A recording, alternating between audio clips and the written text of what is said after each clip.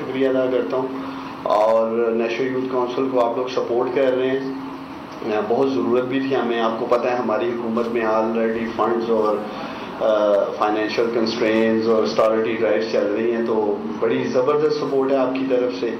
School of leadership کا میں شکریہ ادا کرتا ہوں، ان کی بھی ٹیم یہاں بیٹھی ہے.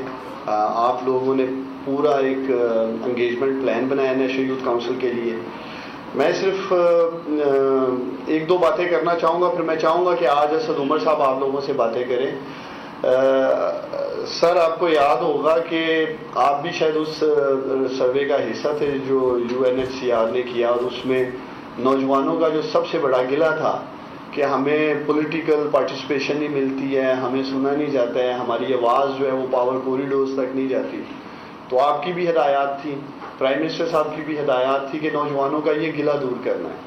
تو وہ ہم نے پہلے اب نیشنل یوتھ کونسل کی شکل میں، جو کہ پاکستان کی یہ پہلی نیشنل یوتھ کونسل ہے، اور ایک تو یہ یوتھ کونسل بالکل میرٹ بیسڈ ہے، اس میں کسی قسم کے ہم نے ہینڈ پک نوجوان نہیں لیے ہیں یا کسی کی ریکمنڈیشن پہ نہیں لیے کہ کسی وزیر نے مجھے کہا ہو کہ یار یہ میرا رشتہ دار ہے اس میں رکھ لیں. ایک کمیٹی بنائی گئی تھی اور یہ ایک سارا پروسیس میرٹ پہ ہوا. ہم نے باقاعدہ اس سے آپ نے بھی میسج دیا تھا، میں نے بھی میسج دیا.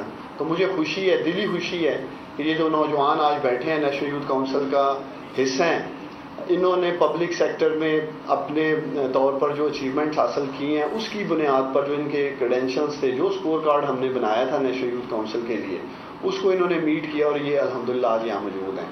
اور مجھے پوری امید ہے جس مقصد کے لیے یہ نیشنل یوتھ کونسل بنائی گئی ہے، ایک تو ہمارا انشاءاللہ پاکستان کے اندر انگیجمنٹ پلان ہے ورک شاپس کی شکل میں، جیسے آج آپ آئے ہیں، آپ سے انہیں دیکھنے کا سننے کا موقع ملے گا.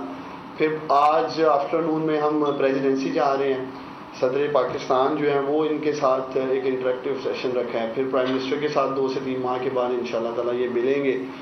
اور عالمی سطح پہ بھی جہاں جہاں یوتھ کے حوالے سے ایونٹس ہو رہے ہیں، جو ہمارا پہلا بیچ بھی تھا نیشنل یوتھ کونسل کا، اس نے بھی عالمی سطح پر پاکستان کی نمائندگی کی تھی. اور مجھے امید ہے انشاءاللہ ان کی جو فیلڈز ہیں، جو ان کی ایکسپرٹیز ہیں، جو ہم نے تھیمیٹک ایریاز جو ان کے ورکنگ گروپس بنائے ہیں، اس کو مد نظر رکھتے ہوئے جہاں ہم دیکھیں گے عالمی سطح پر ہمیں انویٹیشن آئے گی نوجوانوں کے لیے، تو یہ انشاءاللہ تعالیٰ جا کر پاکستان کی بھی نمائندگی کریں گے اور پاکستان کے اندر بھی انشاءاللہ تعالیٰ نمائندگی کریں گے. میں انہیں صرف آخر میں یہی پیغام دینا چاہوں گا جتنے بھی نیشنل یوتھ کونسل کے ممبرز ہیں، دیکھیں آج کے بعد آپ کی جو ذات ہے، اب آپ ایک انڈیویجول نہیں ہیں. جیسے آپ نے اپنے حلف میں بھی کہا کہ میں بڑی ذمہ داری کے ساتھ کام بھی کروں گا، اور کوئی بھی ایسی ایکٹیویٹی، اسد عمر صاحب نے ماسک کی بات کی، وہ ایک سیریس میسج تھا. دیکھیں پوری دنیا میں کرونا پینڈیمک کے اثرات ابھی بھی موجود ہیں، تو اگر ہم لوگ ایز اے رول ماڈل آگے نہیں آئیں گے، اب آپ لوگ بھی نوجوانوں کے لیے ایک رول ماڈل ہے نا. 68% کی جو آبادی ہے سر، وہ 30 سال سے کم عمر نوجوانوں پر ہے، اور یہ لوگ جو بیٹھے ہیں یہ ان کی نمائندگی کر رہے ہیں. تو آپ لوگوں کو بھی ان کے لیے ایک رول ماڈل بننا ہے.